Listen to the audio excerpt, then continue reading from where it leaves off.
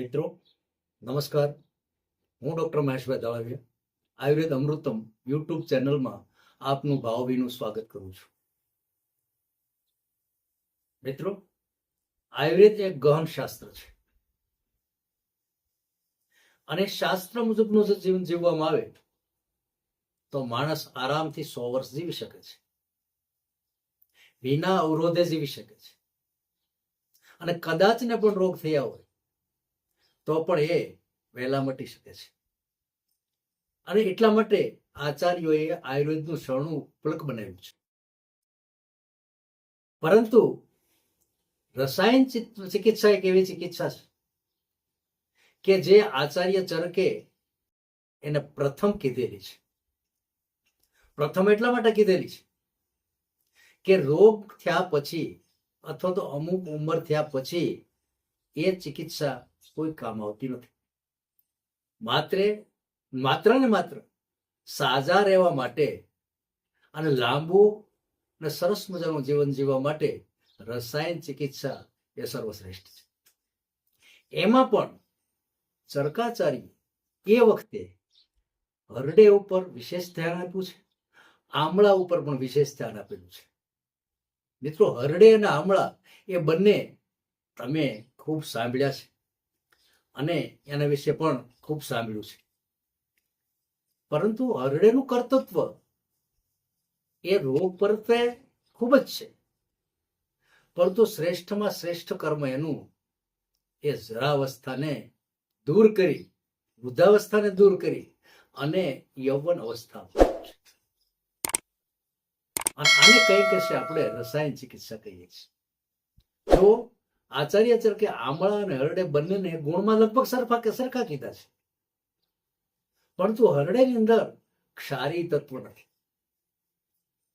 આમળાની અંદર બધા તત્વો ભરેલા છે. આમળા કરતા હરડે સર્વશ્રેષ્ઠ કીધેલી છે, કારણ કે હરડે છે આપણા શરીરમાંથી જે કઈ રોગ છે, જે ટોક્સિન્સ છે, એ સ્ત્રોતોમાંથી ખેંચી અને બહાર કાઢી નાખે.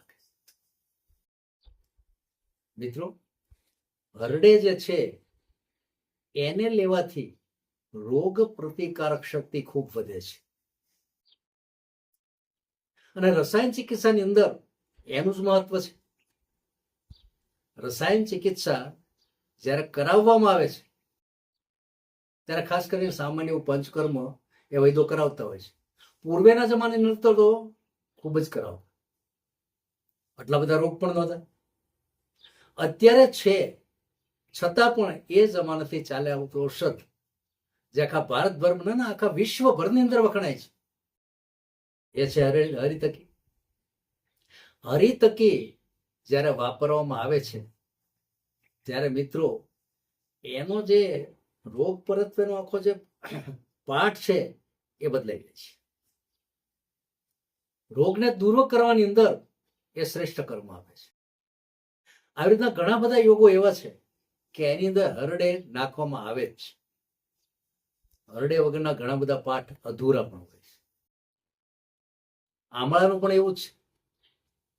સ્ત્રોતોરોધ જેને થયા હોય, સ્ત્રોતોરોધ એટલે સ્ત્રોતોમાં અવરોધ, જ્યારે કોઈ પણ એક પાર્ટ શરીરનો પકડાઈ જાય છે અને વાયુ તત્વ વધવાથી એની અંદર એક અકડાપણું આવી જાય છે અથવા જકડાઈ જાય છે, ત્યારે એને મળતું પોષણ છેક સુધી પહોંચતું નથી અને એ ભાગ વધારે ઇફેક્ટેડ થાય છે.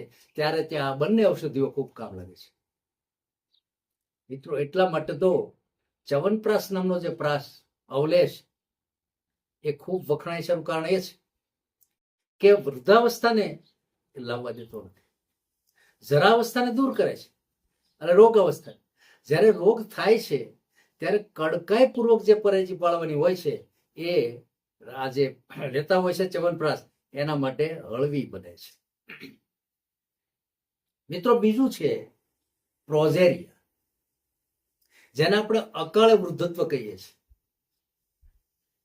એક છે ગ્રે હેર, સમય પહેલા વાળ એ સફેદ થઈ જાય. ત્રીજું છે એથેરોસ્ક્લેરોસિસ, કે જે મગજમાં જે બ્લડની આખી નળીઓ જે વહે છે એમાં અકળાઈ પણ મળે અને એની અંદર માર્ગો સાંકડા થાય. મિત્રો, એ અવસ્થાની અંદર હરડેનું સતત સેવન કરવામાં આવે, કોઈ પણ રૂપે, પ્રવાહી રૂપે, ચૂર્ણ રૂપે, ટેબ્લેટ રૂપે, તો એ અચૂક કામ આપે છે.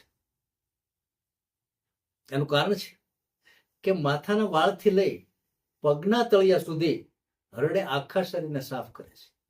એમાં તે એલિમેન્ટરી કેનાલ કે જેની અંદર કચરો જ જામે છે, આપણે જે કંઈ ખાઈએ છીએ, જે કંઈ પ્રવાહી લઈએ છીએ, અંત ભાગની અંદર એનો જે મળ થાય છે એને વિના અવરોધ એ દૂર કરવામાં ખૂબ ખૂબ કામ કરે છે.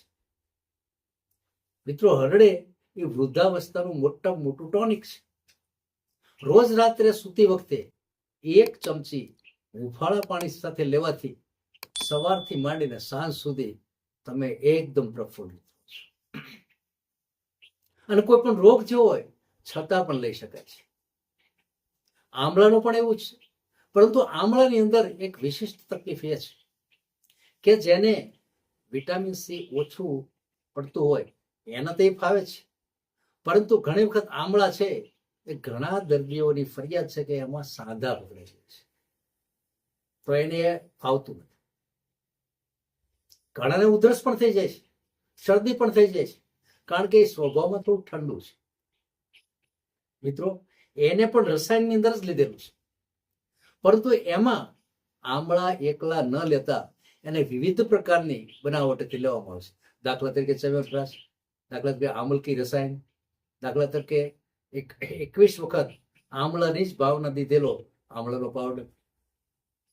તો આ બધું લેવાથી લોહ તત્વ પણ એટલું જળવાય રહે છે અને વિટામિન સી પણ એટલું જળવાય રહે છે. B12 ની ખામી હોય તો પણ પૂરી કરે છે. આ બધા એન્ટી એજિંગ આખા ઔષધો છે.